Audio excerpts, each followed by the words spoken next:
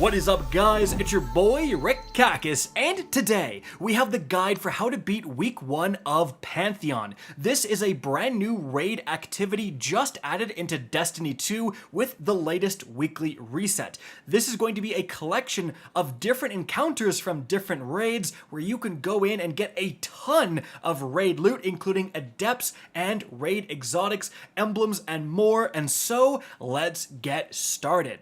So, the first thing you're going to need to do is head to the Hall of Triumphs and talk to Shaxx. He will give you the quest required to enter into the Pantheon. And notice when you're about to go into the Pantheon, there's actually some modifiers that you need to be aware of. First of all, we actually have two different surges, Void Surge and Strand Surge, so definitely that is going to be a factor in which weapons you want to use in Pantheon. And we also have Class Warfare, where using class abilities increases your fire team's damage output and it reduces incoming damage while active. So when you're DPSing a boss, make sure to be, spamming your class abilities, I guess. But moving on from there, the very first encounter is Golgoroth. And to be honest, guys, the encounters within Pantheon mechanically are basically the same as the normal encounters. So I'm going to be going over things a little bit faster. Obviously, we're going to be going for the quickest strategies. If you feel like I don't explain something well, definitely just go and check out,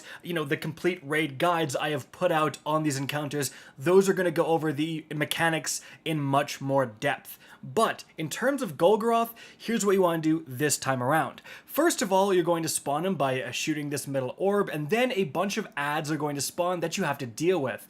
Now in Pantheon, the adds seem to be a bit more numerous, and we also have some harder adds to kill. For example, we have some ogres that are present in the back here. Now, as you're slaying out on adds, you may notice in the top left corner of your screen there is a bonus time with a countdown, and this is for if you can complete this encounter within that time frame, you will get additional rewards, I believe. And as you're killing adds, eventually you'll actually see 2 Witness Conscript mini-boss knights spawn. They're definitely new. Originally, I think it was just a normal knight, so you're going to want to take these guys down. Now, also at that point, once you've killed those 2 mini-boss knights, you're then going to be able to grab Golgoroth's gaze. And you do this by shooting the crit on his back, as you can see right here, and that is going to take the aggro and put it on the gaze grabber. Now, if you do grab Golgoroth's gaze, the first thing you need to do is rotate to the front of the arena where you first spawned in so that the rest of the team doing DPS can actually hit Golgoroth's crit, because the team composition is going to break up into 2 people switching back and forth grabbing Golgoroth's gaze, and the other 4 people are DPSing Golgoroth. Now, the DPS team is going to shoot the orbs on the ceiling. They drop down into a puddle. You jump into this puddle, and as you can see, shoot Golgoroth in his stomach crit and just try to kill him. Now, all the while, the 2 people doing Golgoroth's gaze are going to have to kind of rotate. One person goes to the front of the arena, as I said, the other person goes to the back and gets ready to shoot Golgoroth in the back. Then he's going to turn his attention. You rotate to the front, and then the other guy goes to the back. You just keep switching back and forth while announcing your countdown, because there's only a limited amount of time you can have Golgoroth's gaze. You need to obviously switch before that countdown reaches 0, and if you have the gaze, obviously you're going to have to shoot these little axiom darts flying at you as well. But if you can successfully juggle the gaze back and forth for long enough, the DPS team is going to be able to move from one pool and then shoot a different orb down and move to another pool and then another pool, and they're going to be able to DPS Golgoroth from several different locations, doing a lot more total damage. But while you're doing this, you need to watch out for the unstable light debuff. You can see I get it at the very end of the damage phase, and when the countdown reaches 0, an explosion will emulate out from you and kill any teammates around. So during DPS, if you are the person to get this debuff, you simply need to separate yourself from the group, go off on your own, explode by yourself, bust, and then come right back in and DPS with the rest of your team. And if you're not able to one-phase Golgoroth, you're going to simply do that same thing again, slay out on adds, kill the 2 mini-boss knights that spawn, grab the gaze, juggle it, while the other people are going to be DPSing. And so that's how to defeat Golgoroth. We get our first look at the Pantheon rewards right here, and as you can see, you actually get not just adept weapons, but raid weapons from all over. You can see I got the Root of Nightmares shotgun from this encounter, which is pretty wild, and armor and spoils as well. Moving on from there, the second encounter in Pantheon is going to be the Caretaker encounter. So, for this encounter, you're likely going to want to split your team up into 3 different jobs. 2 people are going to be going inside and grabbing the symbols. 2 other people are going to be alternating stunning the Caretaker, and then the last 2 people are, well, opening the doors to let the people grabbing symbols out, and also just kind of general ad clearing. They're just being helpful teammates, basically. Now, if you are one of the people going in and grabbing the symbols, this is going to be what it looks like. You head inside here by shooting open the door, and then you are going to jump on 3 different symbols. So we can see right here we have the tower symbol. The next symbol that is grabbed is the witness symbol, and then lastly we have kind of the cup symbol. And you can kind of choose which 3 to grab. Once you grab these 3, you're going to head out, and as you can see, you're going to shoot those symbols on this giant pillar here. Then the next person is going to go and grab the other 3 symbols, come out, and shoot them. Now, you'll also notice that while I was in there, I'm getting pervading darkness, and that prevents you from being in there for too long. So you'll need to go in, grab the symbols, and come out. If you miss one, you can always like shoot the 2 symbols you grabbed on the pillar, wait till your darkness goes down, or send someone else in, and then go back in, grab the last symbol, shoot it. Now, while the whole symbol thing is going down, to give those guys enough time, there's another 2 people that are stunning the Caretaker. And what they're doing is exactly what you can see right here. The object on the Caretaker's back opens up, and you shoot it to, as you can see, stun this boss and just prevent him from making his way all the way up to the front of the arena. If he makes his way all the way up to the front, then either you're going to lose or DPS is going to begin. So, once the symbol guys are done collecting and shooting the right symbols, you'll see an obelisk accepts your offering in the bottom left corner of your screen. That means DPS is about to begin. And there's always going to be 3 plates at which you can DPS from. So you want to align your team all around 1 plate, as you can see right here. To start on, they're going to start glowing, and then you get a little bit of time to DPS from that plate. Now at this point, I'm going to point out that the whole time the boss is shooting these flying orb things, they're pretty easy to kill, and you're going to want to kill them unless you want to blow yourself up like I did right here. Regardless, guys, another important thing is going to be the boss is health gated, kind of. You can see there's a clear line where the boss's health goes to. We actually made a mistake here and we over damaged. So essentially what happens is you actually want to get right up to just before this line is crossed on the second plate, because that lets you go to the third plate and DPS the crap out of this guy. If you go over that line, which you can see us do right here, the boss actually goes away to another floor, and you do those same mechanics to get a DPS phase again, but we kind of gave up on a little bit of damage here. You can see on that second floor, again, second floor, different location, but the mechanics are the same. You have the symbol grabbing team, the stunning team, and the ad clearing team.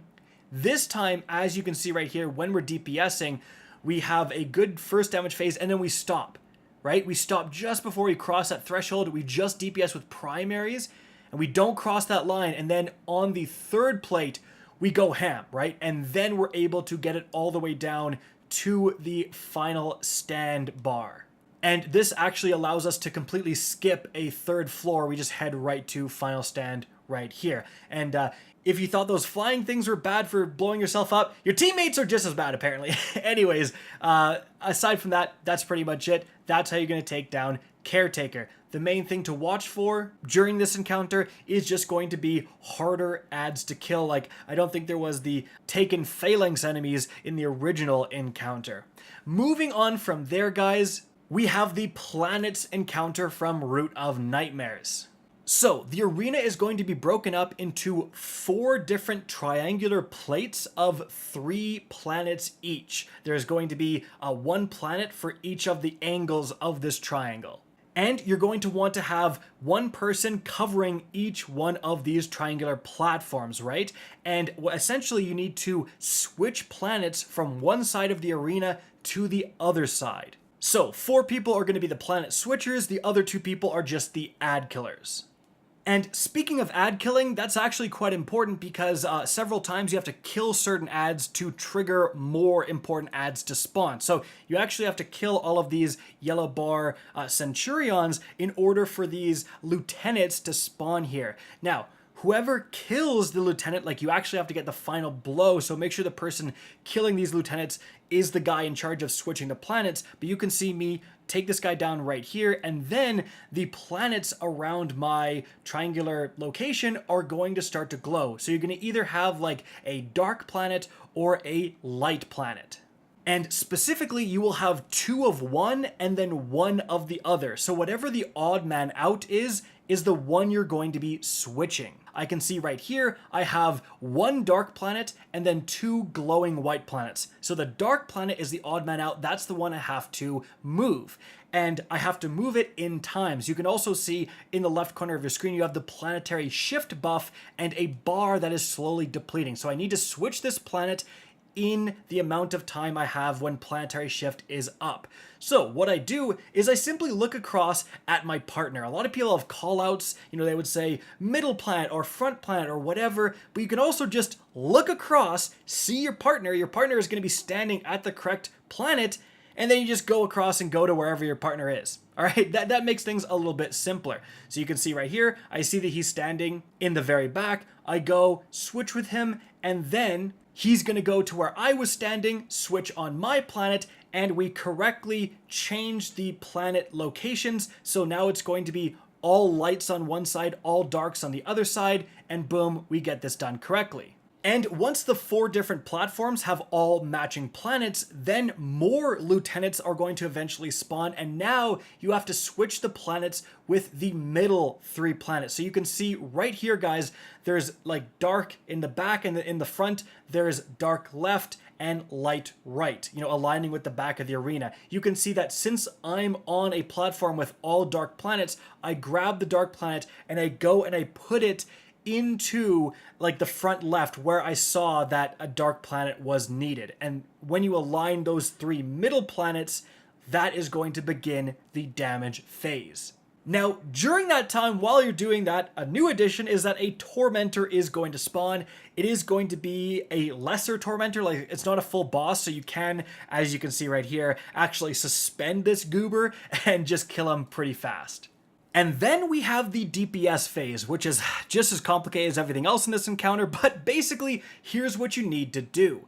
You need to grab either Flux of Darkness or Flux of Light from one of 3 different locations to actually do damage to this boss. And importantly, you need to go from darkness to light and then light to darkness or vice versa. You can't go from dark to dark. So what that means is the planets in the center of the arena are going to show the order to where you're rotating. So basically the odd man out planet is always the second place you go to. So in this example, we have the darkness buff in the back of the arena, and then to the left, another darkness buff. To the right is the light buff. So we're starting in the back middle, we're getting darkness first, hopping forward into the well. You don't have to actually stand on these like platforms that have the buffs to DPS the boss. So we go a little bit forward, DPS the boss, then we go to the left, we get the opposite buff, which is the light one, grab that, go back to the middle, DPS, then we end on the left side. So you will have time to grab DPS, grab the different one, DPS, grab the last one, DPS. Hopefully you'll have done enough damage. You probably won't one phase him, so you will just need to do this entire thing again. The mechanics are identical. Switch the planets to the correct locations, kill the Tormentor, switch those planets to the correct locations in the middle, and then do a DPS phase, and hopefully you can take this guy down. And then, guys, moving on from there, the last encounter in this week of Pantheon is going to be Atrax. So the first thing you need to do is split your team in half. 3 people are going to stay down on this bottom level, and then the other 3 people are going to use the launch pods to get up to the top level. Now, from here, both teams are going to slay out on ads, and then eventually you're going to have 3 servitors that spawn, and accompanying those servitors is maybe one guy with a certain buff. So essentially, one of these 3 servitor spawns will have a yellow bar Vandal that has a different buff depending on whether you're on the top or on the bottom. So on the top, you have the Scanner Augment, and then on the bottom, you have Operator. So obviously I grabbed Scanner because I've never messed up Scanner in my entire life. Ever. So basically you can see my point of view here, but if you are on the bottom and you grab Operator, your job is to actually shoot the pods back down so you can ascend to the upper level. Because we are going to be going for a 1 phase, and that also means that if you're on the top, you want to kill 2 of the 3 servitors and leave the other one just finishable, but don't kill them until the 3 people from the bottom have made their way up to the top and all 6 people are at the top. And as you can see, once they are, then you can kill the servitor, and that is going to cause all of the different Atraxes and the clones to start their mechanic. And the person with Scanner is going to look around and see which one is glowing yellow. And you can see right here, it's clearly this one. I tell the rest of my team, hey, it's not that one, it's this one right here. I'm standing on him. And then everyone gets ready and you DPS the crap out of this guy. Now, the key to killing Atrax is extreme burst DPS. So you can see we actually have thunder crashes here and parasites to absolutely chunk this guy and hopefully get him into the final stand mechanic. Now we didn't quite get there, which is kind of good because I get to show you guys what happens if you don't. Essentially, if you're not able to get to final stand right here, if you're not able to get to that little line in his health bar, the person with Scanner and 2 other people head down in the pods as quickly as possible. As you can see, you will actually have enough time to get out of the pods and quickly identify which one is glowing down here so that you can, as you can see, get a bit of damage into that guy, finish him off to that final stand health bar, and then you head right back up. Now, while you're doing that, wherever you killed the Atrax on the top, you actually have to grab the purple goop soul he leaves behind. You can see it's actually right here when we come up, they're juggling it, and whoever grabs that, the guy with Operator can shoot it off of his head, which is going to reset the timer. If you don't do that, the person will actually not just die, but cause a wipe as well. You can technically flush him out into the airlock, but not with this method. You won't have enough time to do that. Regardless, guys, once we're back up, as you can see, final stand is beginning. We go to the guy glowing yellow, try to DPS the crap out of him, and don't quite get there. He's actually going to change locations, find him last second, and we're able to finish him off after a couple of switches right here. Quick tip, you may notice we switch off of Parasite. That's simply because in Final Stand, they're standing so close together that sometimes when you're shooting one guy with Parasite, it can accidentally DPS the wrong guy, which can cause a wipe. Just keep that in mind. Now, at this point, you will have completed all of the different encounters for week 1 of Pantheon. And there's actually a new vendor that spawns right here, so talk to him, and as you can see, you actually get access to the cache of the crypt, so the Deepstone Crypt arsenal here, and then also the vendor is going to sell you, just straight up give you raid exotics if you don't have them, or you can grab Ascendant Shards, stuff like that. And after that, it's going to prompt you to go and visit Shaxx and finish off this quest. However, you actually don't want to forget that you have tons of raid rewards waiting for you in the Triumph page. As you can see right here, guys, you actually just outright get Adept raid weapons from the Triumph page, and they look like they have kind of weird predetermined roles. I don't know if they're glitched or they seem glitched to me, because if you can see right here, guys, the Xayuli's Bane, I actually have to specifically select the perks. You can see I have steady rounds. It's not equipped. I actually have to equip steady rounds. Right now, I have 0 meg perks on my Xayuli's Bane, which is super, super weird. Same goes with this for the Smite of Moraine. It has 0 perks. As you can see, I actually have to click on the perks to equip them, which is so weird. Regardless, guys, there you go. That's how you beat Week 1 Pantheon. Hope you enjoyed this video, found it informative, and if you did, please remember to help me out by simply rating and especially sharing this video. If you guys want to see more Destiny 2 content similar to this, don't be afraid to slap that subscribe button. If you want to get in touch with me and keep up to date with the latest channel activity, the best way is to follow me on Twitter at RickCacus. That is linked in the description down below. Again, I hope you enjoyed the video, and as always, have a good day.